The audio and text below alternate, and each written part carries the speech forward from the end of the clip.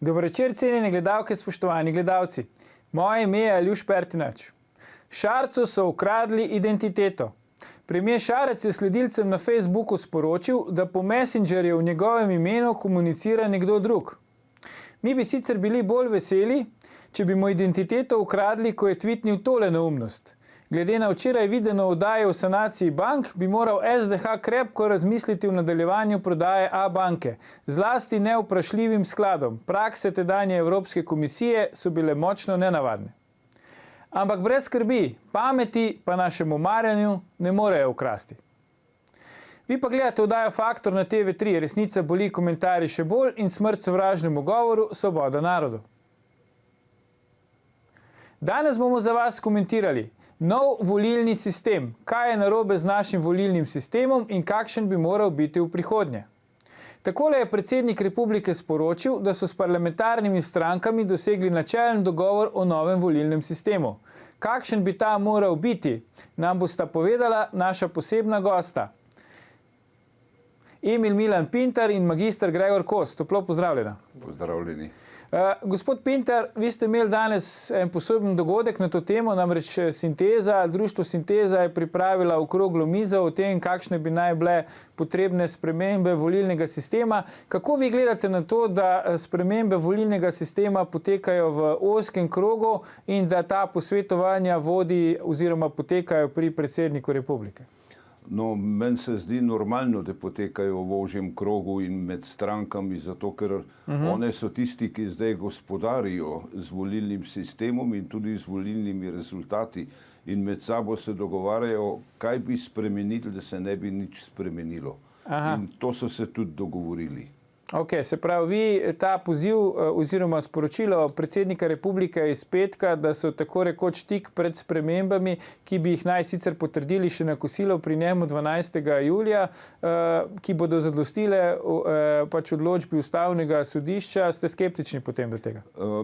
Ne bi rekel ravno skeptični, smo pa zelo previdni. Mi vemo, da stranke, kadar pridejo v situacijo, da se z nečem ne strinjajo, pa tega nočejo na glas povedati, ker jih je sram ali ker bi doživeli negativen odjek v javnosti, takrat potem prepustijo odločitev poslancem, ki jih prej primirno inštruirajo in seveda poslanci prevzamejo krivdo, da nekaj ni sprejeto.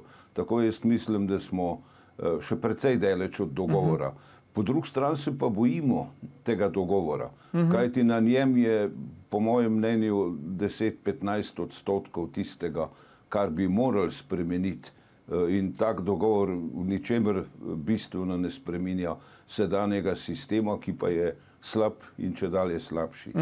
Gregor, ti pa si bil del teh posvetovanj, predsednik republike je povabil tudi izven parlamentarne stranke k tem dogovorom, kot so predsedujoči stranke za zdravo družbo. Nam lahko ti kaj več poveš, kaj ste se takrat pogovarjali? Ja, Aljuš, najprej hvala za vabilo v oddajo in res je, kot si sam že povedal, v februarju mesecu je predsednik republike. In če tukaj najprej odgovorim na tvoje začetno vprašanje, če se nam zdi kakorkoli sporno, da predsednik republike sedaj usklajuje volilno zakonodajo, meni osebno ne, glede na to, da je njegova pristojnost, da razpisuje volitve v državni zbor, nam je tudi na tem srečanju povedal, da si ne more dovoliti situacije, da bi moral sklicati naslednje volitve, ki se lahko pač zgodijo kadarkoli, in da bi jih moral v bistvu sklicati po neki odločbi, ki jo je ustavno sodišče zavrglo oziroma je rekel, da jo moramo spremeniti. Torej, zato on vodi to usklajevanje in ne pozabimo tudi na to, da je predsednik republike edina neposredno voljena politična figura v Republiki Sloveniji in kar se mene tiče, nimam s tem nobenega problema. Debata na samem usklajevanju je bila zelo pestra, tudi na koncu nam je predsednik rekel, da je v bistvu bila bolj kvalitetna po njegovem mnenju kot debate z parlamentarnimi strankami. Je rekel, da tam večkrat pridejo stranke za figo v žepu in da niti ne povejo tistega, kar se dejansko mislijo. Pri nas so bile debate od tega ponovnega obujanja večinskega volilnega sistema, ohranjanja proporcionalnega. Lahko povem recimo v imenu za zdravo družbo, torej stranke, kateri so predsedujem, mi smo absolutno za nadaljevanje proporcionalnega volilnega sistema in tudi za relativni preferenčni glas. Ampak do te točke je vse v redu. Tako kot si pa sam že povedal na začetku, sem pa trdno prepričan, da nič od tega, kar se zdaj spreminja in še ne vemo, če bo dejansko tudi sprejeto v državnem zboru, ne bo v ničemer spremenilo poteka volitev ali pa večje volilne udeležbe ali pa kakršnega koli večjega interesa volilk in volilcev, da bi več interesa naklanjali politiki. Kje recimo vidva zdaj vidite glavne pomanjkljivosti obstoječega volilnega sistema? Glejte, pri nas smo šli skozi številne analize, komunicirali smo tudi z uradom predsednika države. Nas na nek način najbolj prepričuje sociološka analiza, ki pravi, ti lahko danes kandidiraš z upanjem na izvolitev samo v primeru, da se prav čas udinjaš neki stranki in da te ta stranka potem postavi na pravo mesto prave kandidatne liste. V resnici ima vsaka kandidatna lista samo eno ali dve mesti z večjim upanjem za izvolitev. Zdaj pa pogledajte, če so lahko izvoljeni samo ljudje, ki se grejo ponuditi strankam. Na drugi strani so pa stranke v težavah, ker cele vrste dobrih ljudi ne morejo privabiti, da bi kandidirali. Potem ne moremo reči, da ljudje, ki kandidirajo, da so to najboljše, kar lahko ponudi Slovenija. Nasprotno, mi skozi volitve doživljamo negativno kadrovsko selekcijo. Če spremljate funkcionalno izobrazbeno katerokoli strukturo državnega zbora, je ta od leta 1992 naprej vsako leto slabši. Slab državni zbor pomeni slabo vlado, slaba vlada nazadnje pomeni, da je Slovenija lahek plen na zunanjem trgu raznih finančnih skladov. Vi ste videli, kaj se dogaja z bankami in velikimi podjetji. Na notranji strani je pa preveč prostora puščenega dejansko nelegitimnim povezavam ali preprosto rečeno korupciji. In na tem je danes Slovenija in tisto, kar mi mislimo, da je treba narediti, je demokratizirati sistem, da bi več ljudi dobili šanso, da kandidirajo, povečati zaupanje v stranke in odpreti civilni družbi in doseči pozitivno selekcijo skozi volitve. Kako to narediti? To je bil eden od vprašanj današnjega našega, bi rekel, interne okrogle mize na to temo. Prav, predlagam, da damo zdaj še Gregorju besedo, pa gremo pol na to, kako to narediti. Gregor, se ti strinjaš s to oceno obstoječega volilnega sistema? Hvala, Ljuš, jaz se z to vrstno oceno, da so politične stranke krive, seveda ne bi mogel strinjati, pa ne samo zato, ker sem sam član stranke oziroma tudi sopredsedujoči, ampak predvsem zato, ker je moja ocena gre v tej smeri, da tisti, ki dejansko oblikujejo neko politično obzorje v Sloveniji, so počasi prišli do tega, da instant stranke, ki jih organizirajo pred vsakimi volitvami in neki novi obrazi, niso več sposobni prinašati rezultatov, kot so se jih zamislili, in niso več sposobni zmagati volitev. Še več, mi smo prišli do situacije, ko politične stranke, ki izgubijo volitve, oblikujejo vlado in zagotovo to ni nekaj, kar bi volilce prepričali v smotrnost nekega volilnega sistema ali pa smotrnost sploh volitev. Tisto, kar jaz osebno vidim kot največji problem v tej državi, so soočenja, ki niso programska, ampak so anti-soočenja, so volilne kampanje, ki niso programske, ampak so anti, in so seveda koalicije, ki nimajo nobene veze s programi, ampak so koalicije proti nekomu, torej v konkretnem primeru proti enemu političnemu subjektu, ki se imenuje stranka SDS oziroma Janez Janša. In bojim se, da vse, kar se v zadnjem času dogaja, tudi z oddajami na Studio City in za širšimi debatami, gre skoraj v smeri za to, kako preprečiti edini stranki, ki je sposobna mobilizirati volilce in v končni fazi zmagati vse volitve ene za drugo, da bi to še naprej zmagovali. Gospod Pinter, kako je? Ja, povejte. Jaz še zmeraj mislim, mi imamo strankokracijo, imamo dva pola v Sloveniji. Problem je, da sta oba pola v neki krizi, zato zmage teh instant strank, to iskanje neke opcije, vendar je stopnja zaupanja ljudi v stranke čedalje manjša, posledično pa lahko regrutira tako levi kot desni pol, čedalje, bi rekel, bolj problematične sledilce. Kako bi vi recimo povečali to stopnjo zaupanja v stranke? Predvsem tako, da odprejo stranke možnost kandidiranja kvalitetnejšim ljudem. Lejte, to danes že obstaja in stranke to lahko brez problema naredijo. Problem je, da tisti trenutek, Ne naredijo tega. Poglejte, jaz sem dokaz temu, da je temu tako. Nažalost nismo parlamentarna stranka, ampak smo politična stranka, organizirana v skladu z zakonom o političnih strankah.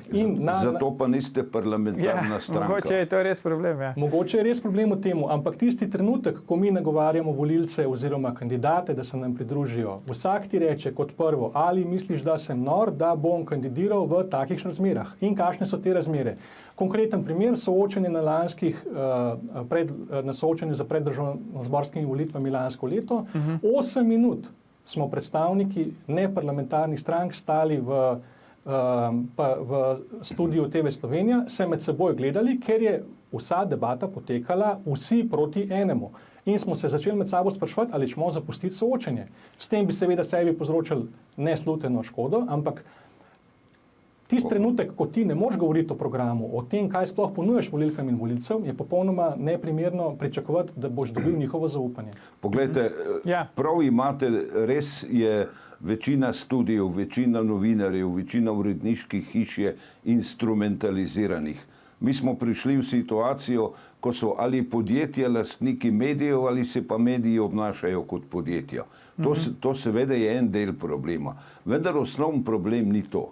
Jaz sem prej rekel in še enkrat bom ponovil.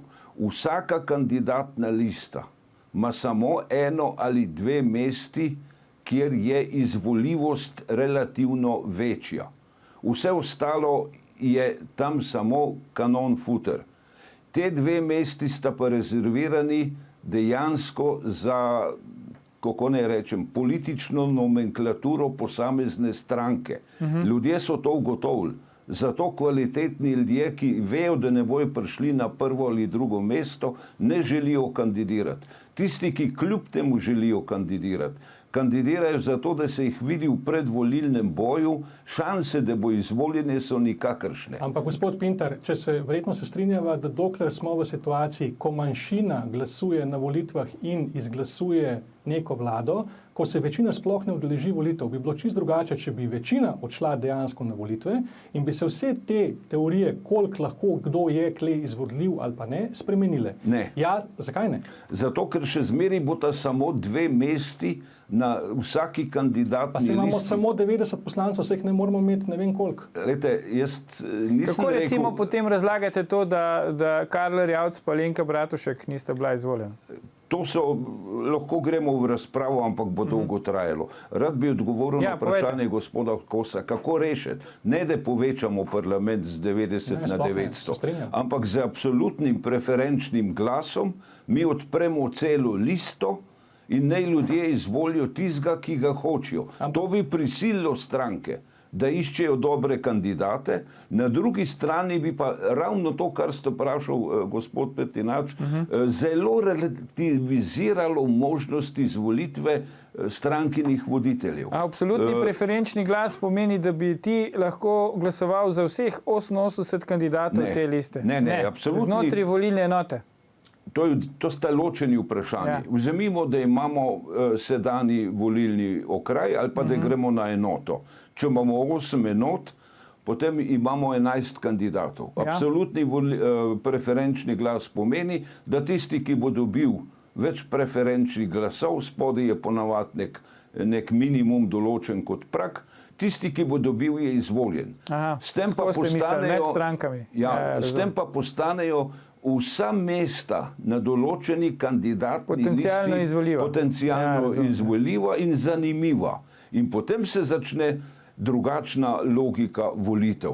Zdaj, ker ni tega glasu, ko glasuješ za listo, glasuješ za prvega človeka. Če vas prav razumem, vi mislite, da bi potem se bolj kvalitetni ljudje odločili za kandidature, če bi bil tak volilni sistem? Jaz pa trdim, da nobena sprememba volilnega zakona nam tega ne bo prinesla, dokler ne bo politika postala nekaj spoštovanja vrednega, dokler se ne bomo na soočenjih pogovarjali o programih, ne pa o antikoalicijah in tako naprej. Dokler bo temu tako in dokler bojo ljudje videli, kaj se dogaja v medijih, da ti sploh nimaš demokratičnega prostora predstaviti svojega programa in svojih kandidatov, toliko časa nobenega pametnega kandidata ne bo zraven, ne glede na to, kakšen je volilni sistem. Poglejte, ne gre samo za preferenčen glas. Prvo, kar bi morali narediti, je, da uvedemo domicilno pravilo. Nihče ne more kandidirati, ki ni vsaj 2 leti tam.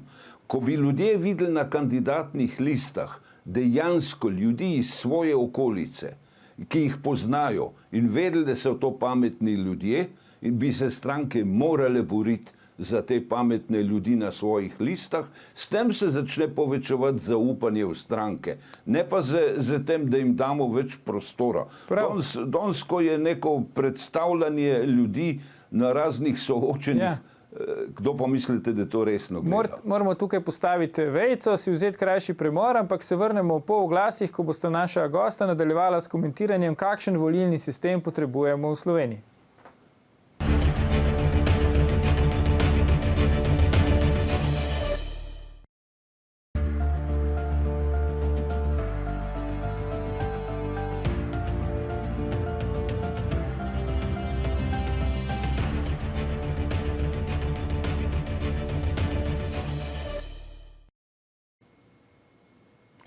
Ponovno pozdravljeni. Z nami sta še vedno predstavnik Sinteze Emil Milan Pintar in magister Gregor Kos, sopredsedujoči izvenparlamentarne stranke Za zdravo družbo. Pogovarjamo pa se o tem, kakšen volilni sistem potrebuje Slovenija. Gospoda, predlagam, da si zdaj pogledamo, kaj je predsednik republike Borut Pahor objavil, da so se dogovorili s predstavniki parlamentarnih strank, kakšne bi naj bile spremembe v volilnem sistemu. Se pravi, najprej ukinejo se volilni okraji, volivci glasujejo v celotni listi kandidatov na ravni volilne enote, uvede se relativni neobvezni prednostni glas, kar pomeni, da volivci glasujejo za listo kandidatov, lahko pa na tej listi dodelijo tudi prednostni glas enemu od kandidatov. In 4. točka, višina praga za kandidata izvoljenega s prednostnimi glasovi sledi formuli, kot je v sistemu za volitve v Evropski parlament. Zdaj, kako vidva komentirata te predloge? So to pravi predlogi, bojo poenostavili volitve, bodo približali volivcem kandidate in stranke, se bo dvignila volilna udeležba in predvsem se bo izenačil glas volivca, ker vemo, da Ustavno sodišče se je v svoji odločbi predvsem na to fokusiralo, da sedaj po veljavnem volilnem sistemu glas volivca zaradi različno velikih volilnih okrajev ni enak. No, če lahko jaz začnem, jaz mislim, da ti predlogi ne bodo nič bistvenega spremenili in nič bistvenega prinesli. Obstoji celo možnost, da dodatno močno zakomplicirajo situacijo. Če grem za povrstjo, če vi ukinete okraje, dobite sedanjih 8 enot, v vsaki enoti je kandidatna lista z 11 imeni, to pomeni, da se bo volivec srečal tam za 170-200 kandidati imen na volišču. Če bo pač toliko list, kot do zdaj pač vloženih. Zdaj drugo, ko piše, da mora biti vsaka lista polna, to se pravi, mora imeti 11 kandidatov, je to upirjeno proti majhnim strankam. Ja, pa spet se bojo kandidati verjetno nabirali povsod, samo da se zadosti temu kriteriju. Tako je. Druga stvar, ko govori o teh enotah, mi lahko stvari vendarle malo izboljšamo, če bi povečali število enot iz 8 na 11, pa s tem zmanjšali število kandidatov iz 11 na 8 v vsaki enoti, se bistveno spremeni, pa še dobili bi eno možnost, ki jo mi v Sintezi vztrajno ponavljamo, pa ne vem, ali nihče ne razume, ali v čem je problem, ker ni nevarna. Mi bi lahko kot izhodišče uporabili statistične regije. Če povežemo Posavje in Zasavje, dobimo 11 enot in ni treba nič spreminjati. Če preveč odstopa število prebivalstva, pač spremenimo število mandatov v tej enoti. Se pravi, 11 volilnih enot? Po 8 kandidatov, če je enota manjša, jih ima 7, če je večja, jih ima 9, pa je stvar urejena. Kako pa znotraj volilne enote, sam še to, če mi poveste, bi potem izbirali po vaše? To je pa zdaj vprašanje prednostnega glasu. Nam grozi po informacijah, ki jih imamo, da bojo stranke izsilili, da povsod piše gor prostovoljen, relativen prednostni glas. Ja, to, kar sem prebral, to se že prebere, se zakomplicira, vprašanje, kako pa v praksi izgleda. Mi mislimo, da je treba iti obratno, absoluten prednostni glas in to neč prostovoljen, ampak nujen in šele z obema krohcema bi bila. Se pravi, brez posebnega praga za izvolitev s preferenčnimi glasovi, tako kot je na evropskih volitvah. Brez tega absoluten prednostni glas na posamezni listi, s tem se stvari močno poenostavijo. Zdaj, ne vem, kaj je bila že četrta zadeva. Ja, četrta zadeva je bila, pa se lahko še enkrat pokažemo, pa si bomo skupaj prebrali. Evo ga, četrta zadeva. Aha, višina praga. Je to, kar sem zdaj vprašal. Se pravi, niste za to, da bi bila 2 praga. V redu. Gregor, kaj ti na prvo žogo ocenjuješ? Bi tak volilni sistem bil bolj prijazen do izven parlamentarnih strank, manj prijazen? Kako bi se ljudje do tega opredeljevali po tvoje? Vsaj prve 3 točke so tiste točke, ki smo jih tudi mi zagovarjali na posvetu pri predsedniku. Še enkrat pa ponavljam moje stališče, da to v ničemer ne bo bistveno vplivalo na večjo volilno udeležbo ali pa na večjo priljubljenost politike pri ljudeh. Se pa strinjam, da verjetno so naša gledišča nekoliko drugačna. Mi kot neparlamentarna stranka se z bistveno drugačnimi problemi soočamo, kot so zbiranje podpisov. Mi moramo v vsaki od volilnih enot zbrati, glede na statut, kakršnega imamo, najmanj 100 podpisov. In ne boste verjeli, ne glede na to, koliko podpornikov mi imamo, fizični odhod posameznika na upravno enoto, kjer mora za posebnim listom in zasebnim dokumentom upravičiti svoj podpis in nam potem še dostaviti ta list, to je nekaj, kar je leta 2019 pri ljudeh nesprejemljivo in nas gledajo, kot da smo, po domače povedati, trčeni. Zakaj že ob tako vse splošno sprejetih digitalnih certifikatih, ki jih imamo ljudje na računalnikih, da ne govorimo o tem, da imamo na navadnem telefonu GSM-nike za vstop v spletne bančništvo, ne moremo doma za neko relativno lahkoto oddati podporo listi, da sploh lahko kandidira. To se mi zdi, da je nekaj, kar bi se nujno mogli pogovarjati in da je nekaj, kar bistveno otežuje nastop neparlamentarnih strank, ker, nažalost, to sem v živo spremljal tudi pri pridobivanju teh glasov, prihaja do bistvenih anomalij, prihaja celo do goljufanja volilcev, da jim nekatere stranke oziroma liste sploh ne govorijo, da pridobivajo podpise za nastop na volitvah, ampak jih govorijo o nekih namenih. Ja, zeleni so posebej spretni v tem. Ne? In če parafraziram gospoda Emila Milana Pintarja iz ene od bivših oddaj, ko je govoril o korupciji, da je ne rabimo v Slovenijo še uvažati, trdim, da imamo goljufij v politiki že dovolj in ne rabimo še novo izvajati, da bodo še te nove stranke z goljufijo potem prihajale v polje parlamenta. No, mi smo se na Sintezi o tem precej pogovarjali, tu se jaz tudi celoti strinjam.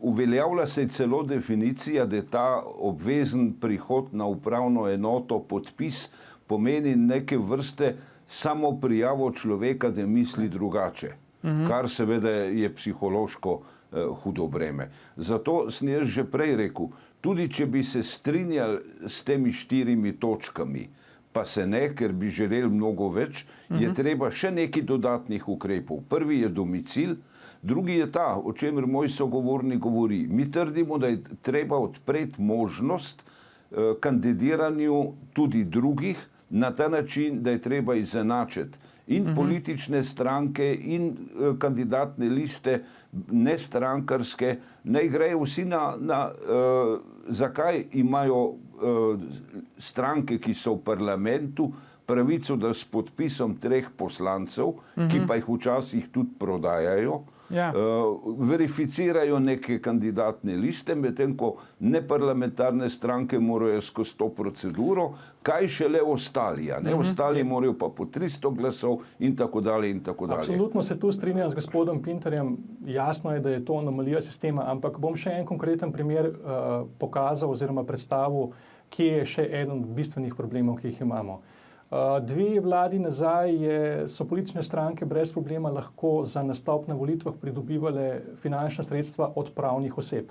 Ko so videli, kako relativno malo sredstev je potrebnih za izvolitev, so seveda ta prva stvar, ki so jo naredili, ko so bili izvoljeni, to prekinili. In ne samo to, ne samo, da te danes ne more financirati pravna oseba, torej podjetje, Danes so celo individualne donacije strankam bistveno omejene. Ja, tudi svojega denarja ne smeš stranki dati, svoji stranki na določeno mejo. To je res če noro, to ni anomalija in če to ni norčevanje iz političnega to gre v sistema. korist obstoječim političnim strankam, ki se financirajo iz proračuna. Točno to, tem, ki so v parlamentu. to sem želel navesti, da karkoli se mi zdaj pogovarjamo in iščemo rešitve, se ne bo uveljavljalo, ker tisti, ki so sedaj v parlamentu, si seveda ne bojo dali šus v kolen in bojo sprejeli nekaj, kar bo nam v korist, državljanom v korist, ne glede na to, koliko v različnih oddajah govorijo, da je treba zdaj pospešiti demokratičnost volilnega sistema, dovoliti več individualnih nastopov in ne vem česa.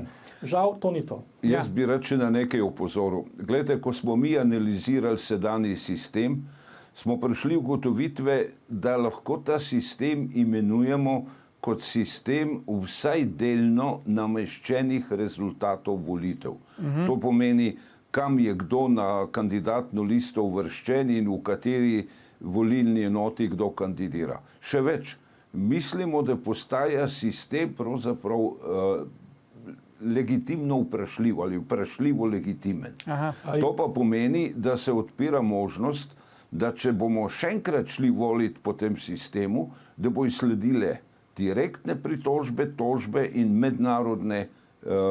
poskus mednarodne diskvalifikacije rezultatov. Ja, mislim, da se politika tega boji, ne? Tudi predsednik republike, ampak bolj gre za vprašanje, ali bojo se na koncu zedinili samo v nekih kozmetičnih spremembah in bo volk sit koza, cela karavana bo šla pa dalje. Ne bo volk sit. Poglejte, koze bojo cele v strankah, volkovi se bojo pa na cesti pojavili. Mislim, da ljudje začenjajo izgubljati živce.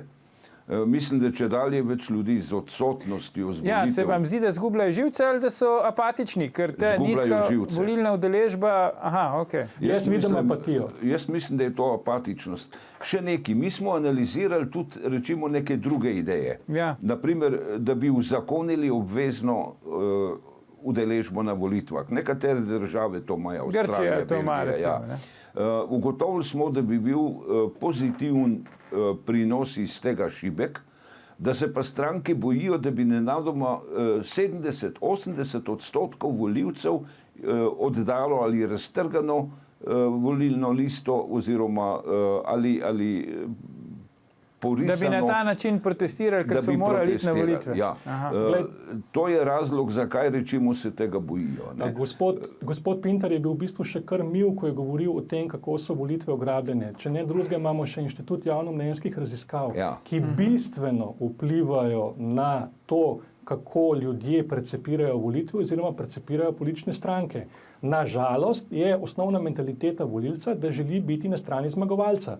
Ne glede na to, kdo ta je, ne glede na to, kakšen program ima. Zato zmagujejo instant stranke. Tako je, ki jim pa zmanjkuje sape in tudi scenaristi instant strank in novih obrazov so ugotovili, da ne morejo več pretentati dovolj volilcev, da je ta odstotek iz volitev v volitev nižji. Zakaj po vašem mnenju recimo mi delamo tako famo iz teh volitev? Dobro, imamo pač samostojno državo in demokratične volitve, še malo dalj, ko samostojno državo, kakšno leto, no, ampak recimo 20 let skoraj je pač, oziroma 30 let je skoraj tega že in demokratičnih volitev, pa še zmeraj delamo tako famo iz tega. V nedeljah so volitve, 2 dni prej je volilni molk, v drugih državah so volitve recimo na delovni dan po Evropi, več dni traja in tako naprej. Zakaj po vašem mnenju recimo v Sloveniji še zmeraj delamo tako famo iz teh volitev? Česa se bojimo?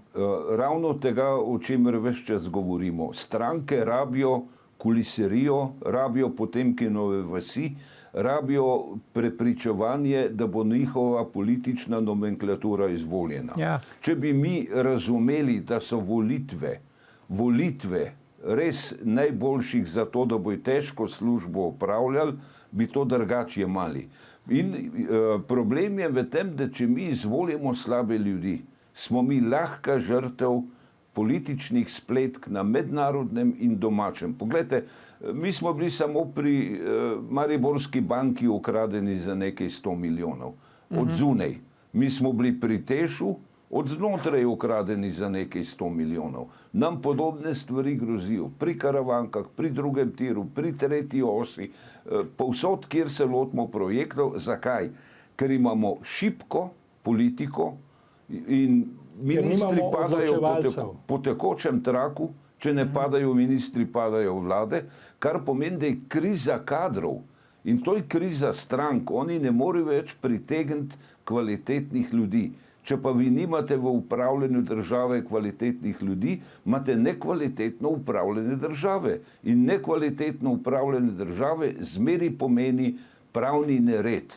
In pravni nered pomeni, da nas nekdo krade, znotraj ali zunaj. In ljudem je pod tega počas dost, ker mi se potem prepiramo za 10.000 evrov, ali jih bomo nekam dali sem ali tja, hkrati pa mirno zgubimo na prodaji Mariborske banke 300-400 milijonov. Grega, kdo pa v resnici odloča? Politika sploh še odloča ali odločajo neki centri moči iz ozadja? Ker vidimo, da stranke se menjujejo na oblasti, koalicije se menjujejo, vlade se menjujejo, nekatere zadeve, o katerih je zdaj govoril tudi gospod Pintar, pa ostajajo enake. Jaz absolutno trdim, da ne odločajo volilke in volilci in ne odloča politika. Celo več trdim, da ne glede na to, da smo mi formalno osamosvojena in samostojna Republika Slovenija, smo se še zmeraj čakamo akt dejanske osamosvojitve teh centrov moči, ki so še zmeraj najmanj podobni, če ne v celoti enaki kot tisti, ki so bili v bivšem režimu, ker jih pač povezuje kapital in posli. Vsi mi pa smo ujetniki tega. Še dva konkretna primera, kako se to dogaja in na kakšen način se to dogaja.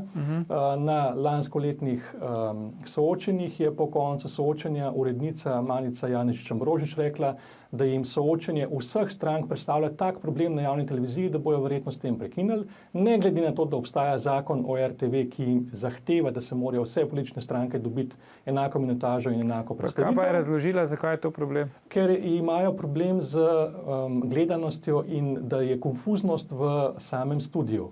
Ob tem, da pa recimo, se verjamem, da se boste oba strinjali, da mi niti ne vemo, kje na tem javnem servisu nastajajo vprašanja za ta soočenja. Nekaj, kar bi mogli biti najbolj transparentno, da lahko vsak volivec takoj pogleda na eno spletno stran in vidi, kdo je avtor vprašanj. A mogoče prihajajo v to hišo iz nekje drugje, a nekdo dejansko usmerja tok vprašanj in pa soočenj.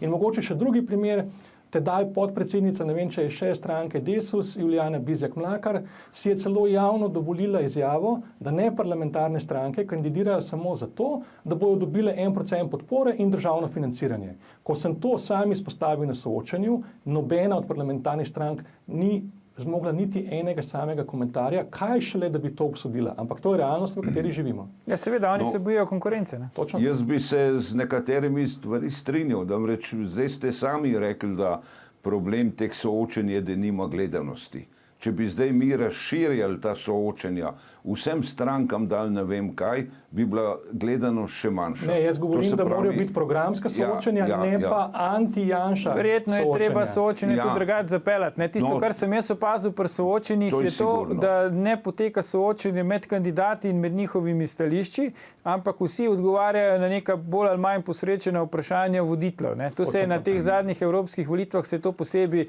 pokazalo. Šli so v nek format kvizov, ki nimajo zveze z recimo nekimi političnimi soočenji. Pa kako nadaljujete? Glejte, še zmeri smo na vprašanju, da niso izpeljane konsekvence. Ti lahko na soočenju natreseš, obljubiš, se smehljaš in tako dalje, in potem, ko je koalicijska pogodba sklenjena, bolj ali manj pozabljaš. Mi v družbi nismo upeljali politične odgovornosti. Pri nas lahko se ne vem kaj zgodi, pa minister, ki pokriva tisto področje, mu na misel ne pride, da bi odstopil. Edina varianta je moralni pritisk, če dobijo nekoga mrtvo pijanega v službenem avtu, tega potem že prisilijo. Ali pa mu to nastavijo. Ja. Ali pa lovijo nekoga, ki ni in tako dalje. Jaz hočem reči, problem je ves čas v tem, ali smo mi sposobni v slovenskem prostoru kandidirati in voliti najboljše, kar imamo, in s tem povečati pravzaprav ne samo ugled, ampak tudi operativno moč vlade.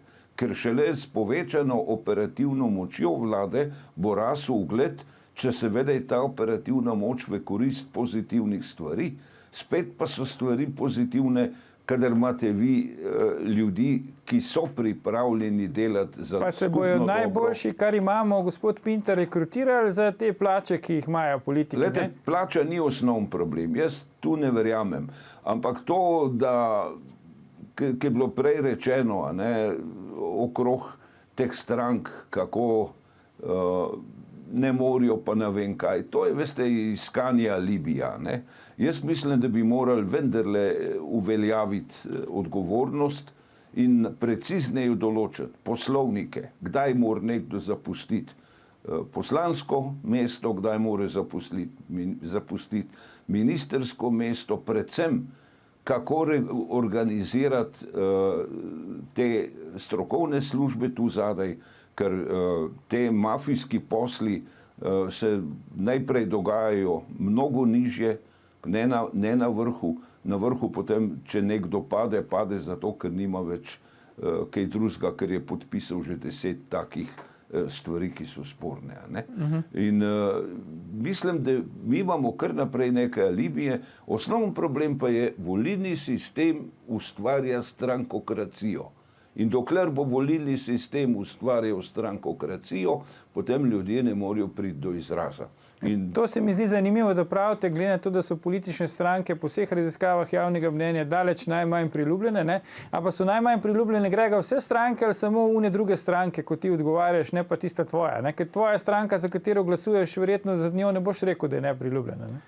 Seveda je, drugače bila pa v vladi. Predvsem se mi zdi, da na zadnjih državnozborskih volitvah so se predstavile neke neparlamentarne stranke, ki so bistveno programsko posegle v neka področja, ki do zdaj še nikoli niso bila v polju politike predstavljene, in tudi kandidati, za katere sam, pa ne govorim o svoji stranki, tudi o najmanj 4 drugih strankah, ki so vrhunski kandidati in za katere mi je vse žal, da niso prestopili parlamentarnega praga in da niso pač del slovenske politike.